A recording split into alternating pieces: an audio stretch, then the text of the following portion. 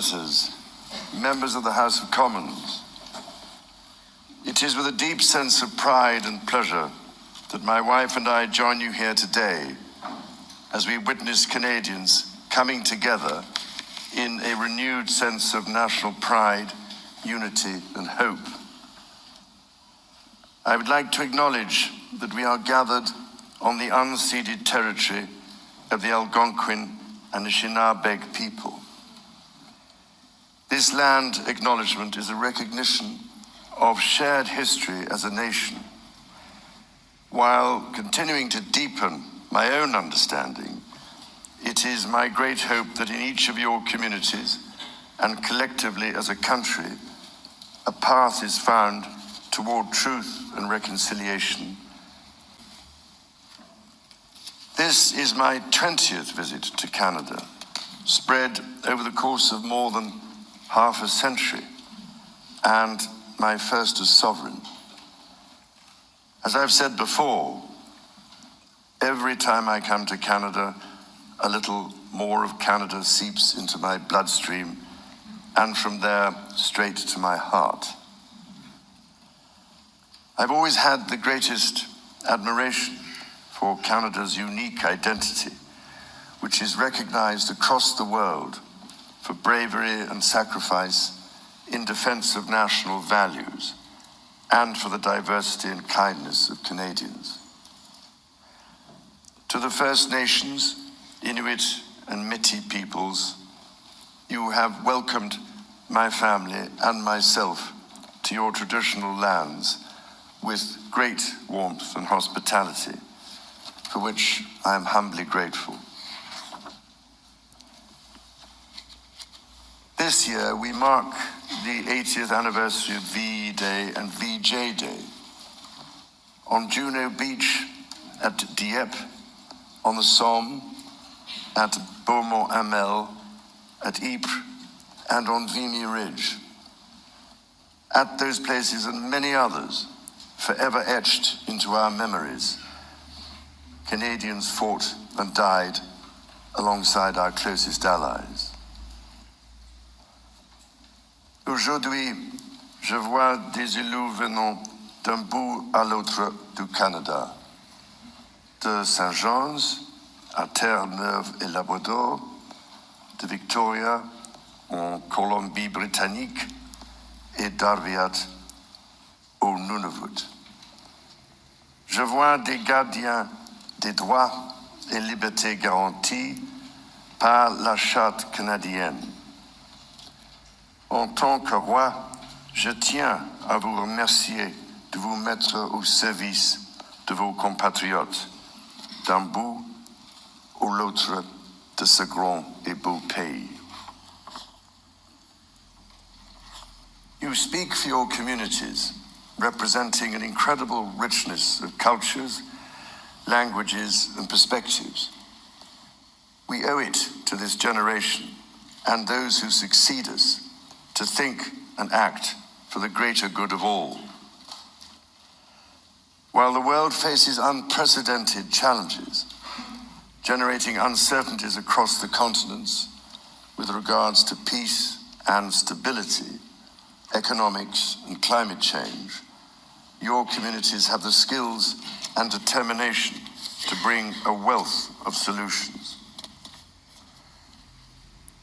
En encourageant la collaboration et en tenant des débats respectueux et constructifs, vous permettrez à ce gouvernement d'agir de façon audacieuse et juste pour le bien des Canadiens et des Canadiennes.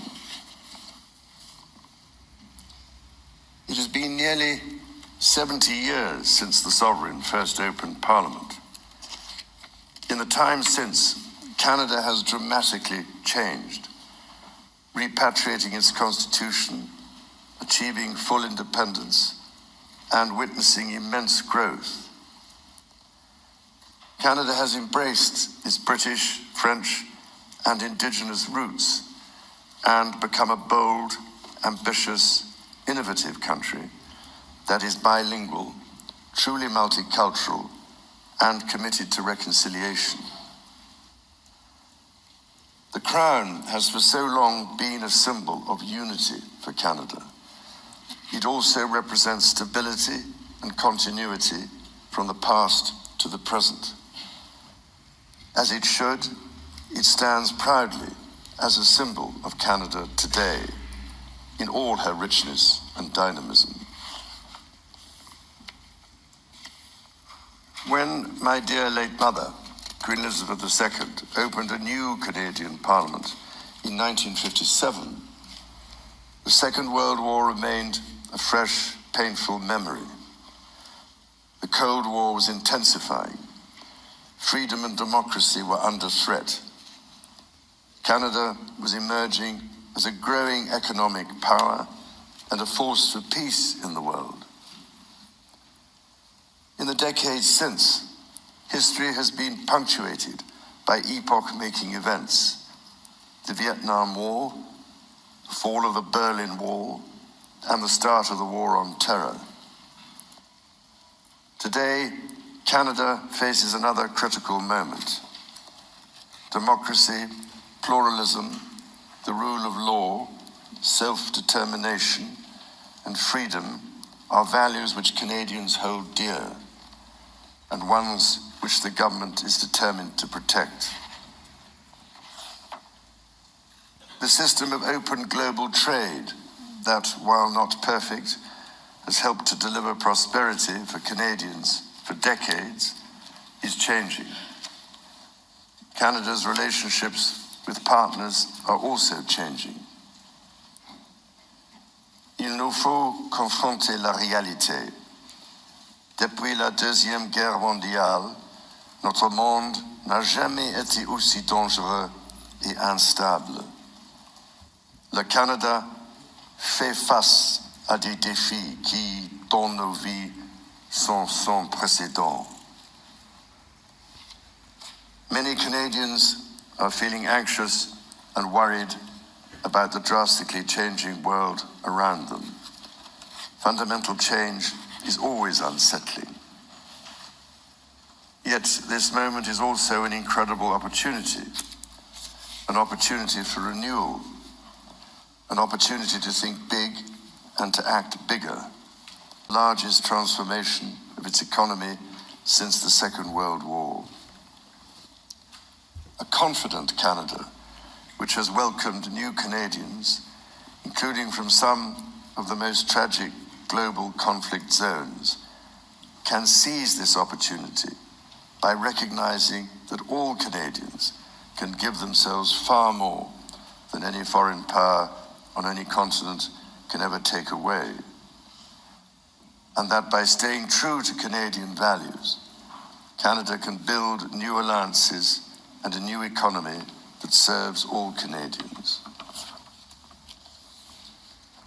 The Prime Minister and the President of the United States, for example, have begun defining a new economic and security relationship between Canada and the United States, rooted in mutual respect and founded on common interests, to deliver transformational benefits for both sovereign nations. Simultanément, le gouvernement œuvre à renforcer ses relations avec des partenaires commerciaux et des alliés fiables. Sachons que le Canada possède ce dont notre monde a besoin et défend les valeurs que ce monde respecte.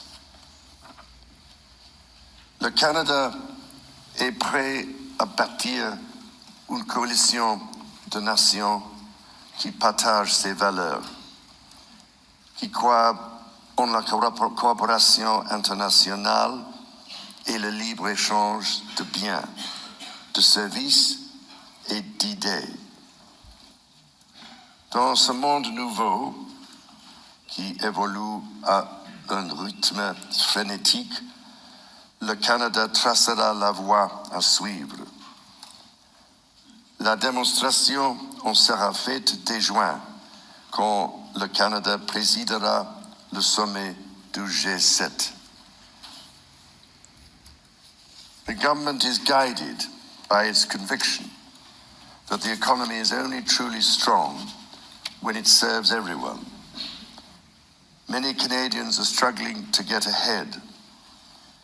The government is responding, reducing middle-class taxes and saving two-income families up to $840 a year. It will cut the GST on homes at or under $1 million for first-time home buyers, delivering savings of up to $50,000. And it will lower the GST on homes between $1 million and $1.5 million. Le gouvernement assurera la pérennité de programmes qui permettent déjà aux familles d'économiser des milliers de dollars par année, notamment ceux pour les garderies et l'assurance médicaments. À ces progrès s'ajoute l'élargissement du régime canadien de soins dentaires, qui sera bientôt accessible à environ 8 millions de Canadiens et de Canadiennes, leur permettant d'économiser plus de $800 par année en moyenne. The government's overarching goal, its core mission, is to build the strongest economy in the G7. That starts with creating one Canadian economy out of 13. Internal barriers to trade and labour mobility cost Canada as much as $200 billion each year. The government will introduce legislation to remove all remaining federal barriers to internal trade and labour mobility by Canada Day. Les premiers ministres de plusieurs provinces et territoires ont déjà pris des mesures pour éliminer les obstacles au commerce intérieur. Le gouvernement va s'appuyer sur ces progrès pour créer, d'ici la fête du Canada, un réel système de libre-échange à travers le pays. Il s'agit d'efforts essentiels pour permettre au Canada de réaliser tout son potentiel économique, mais cela reste insuffisant. To build Canada strong, the government is working closely with provinces, territories, and Indigenous peoples to identify and catalyse projects of national significance. Projects that will connect Canada, that will deepen Canada's ties with the world, and that will create high-paying jobs for generations. Given the pace of change and the scale of opportunities, speed is of the essence.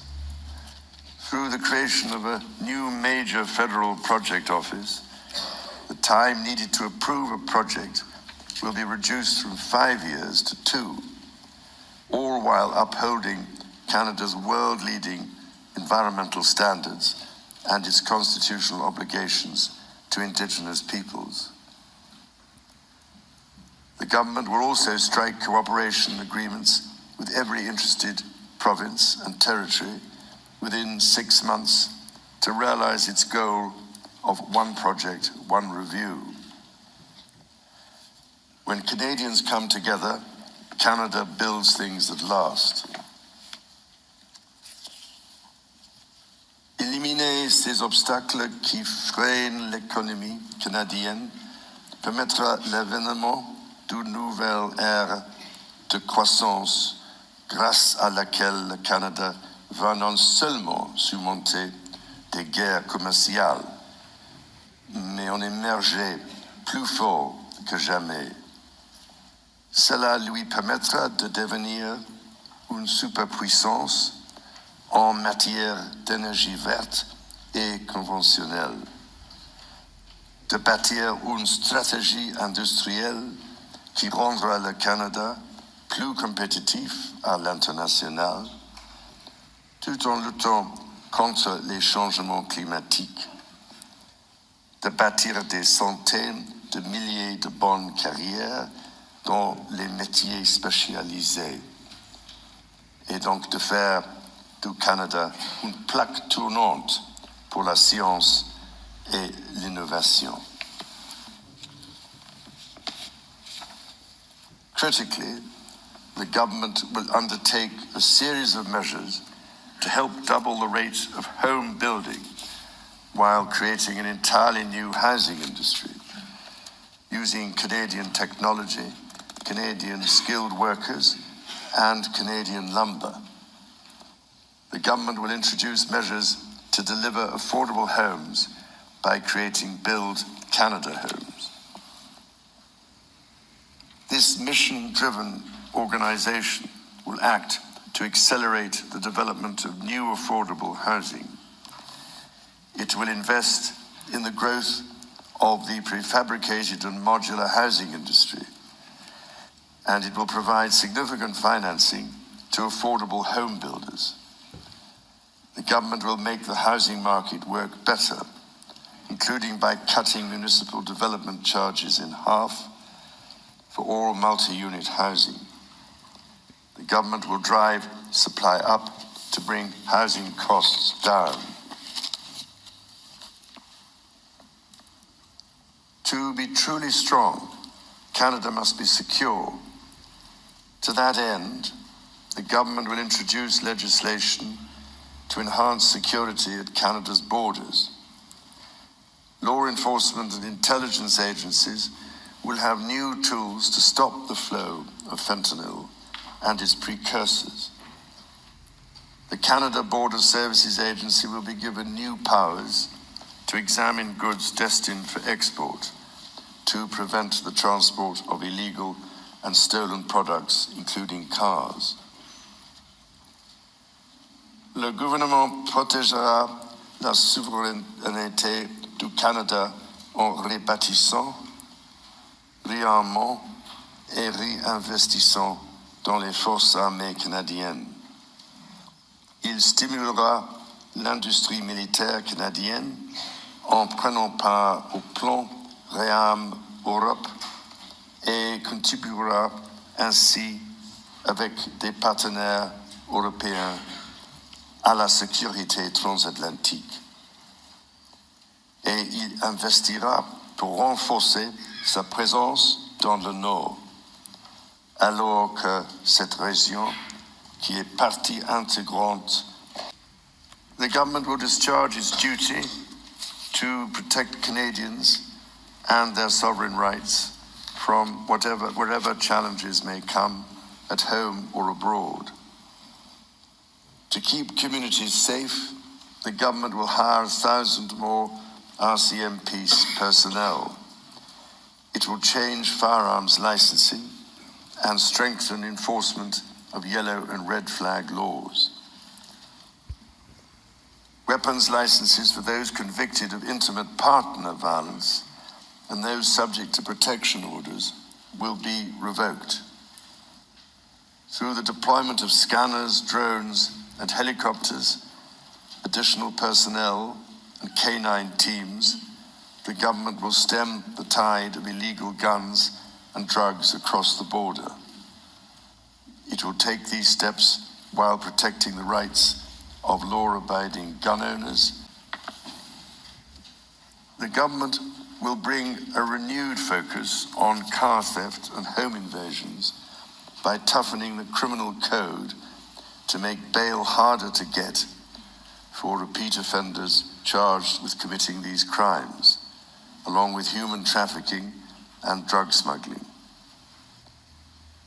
During this time of great change, Canadians are uniting behind what makes Canada unique. La langue française et la culture québécoise sont au cœur de l'identité canadienne. Elles définissent le pays que les Canadiens, les Canadiennes et moi aimons tant. Le Canada est un pays où l'on respecte et célèbre les langues officielles et les langues autochtones. le gouvernement est déterminé à protéger les institutions qui font rayonner ces cultures et cette identité dans le monde entier, comme CBC Radio-Canada. Protéger ce qui nous donne accès à des aliments frais, sains et de qualité, les producteurs agricoles, et protéger la gestion de l'offre. Nature is core to Canada's identity. In 2022, Canada convened COP15 in Montreal, which concluded with 196 countries striking a historic agreement to protect 30% of their lands and 30% of waters by 2030.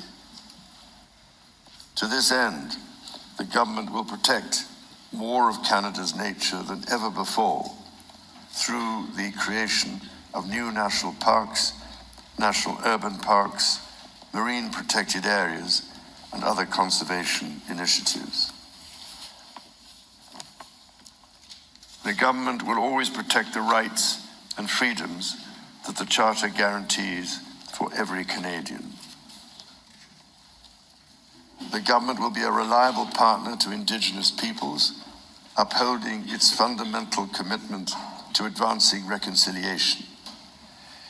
Central to this commitment is the creation of long-term wealth and prosperity with Indigenous peoples.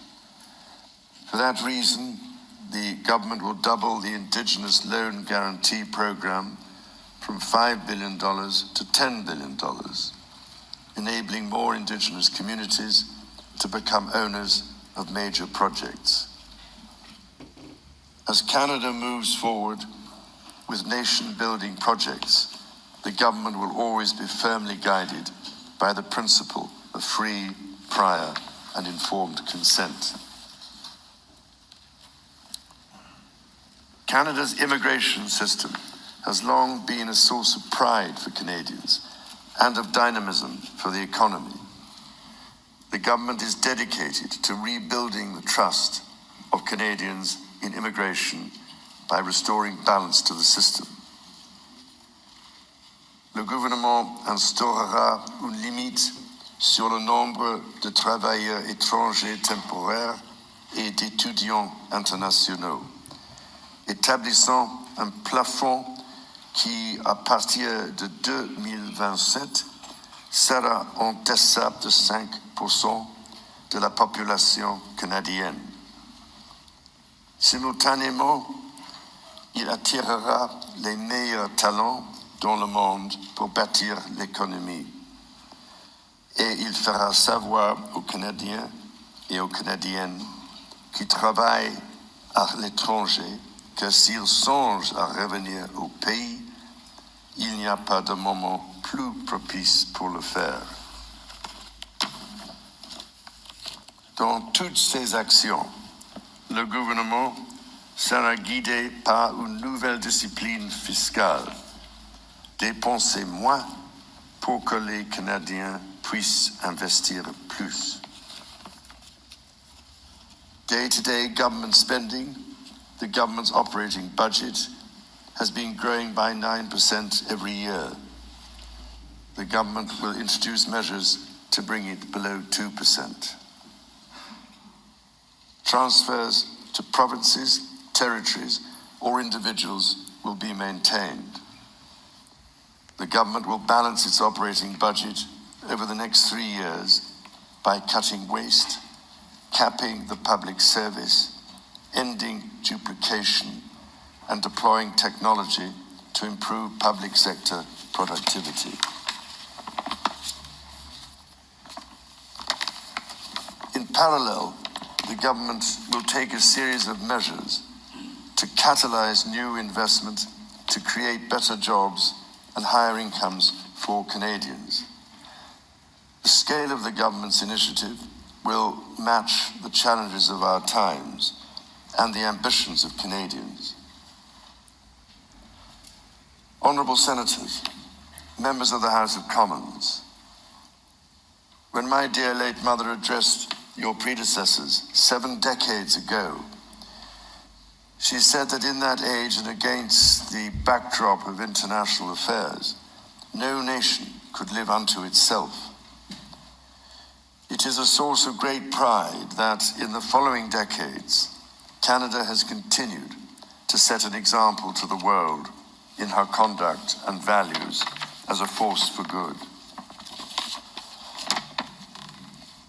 À vous et à l'ensemble du peuple canadien, mon épouse et moi-même adressons nos sincères remerciements pour cet accueil des plus chaleureux. As the anthem reminds us, the true North is indeed strong and free.